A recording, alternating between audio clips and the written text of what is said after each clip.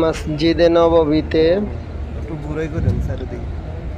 ফজরের নামাজের পরে রাসূল সাল্লাল্লাহু আলাইহি ওয়াসাল্লামের রওজার আশেপাশে ছাতাগুলা যখন এভাবে খোলে দৃশ্যটা অনেক মনোমুগ্ধকর লাগে, এই জন্য ভিডিওটা করলাম।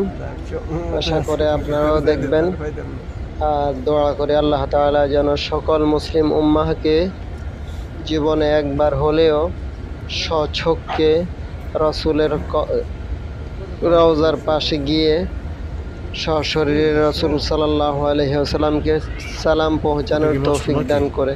আমিন।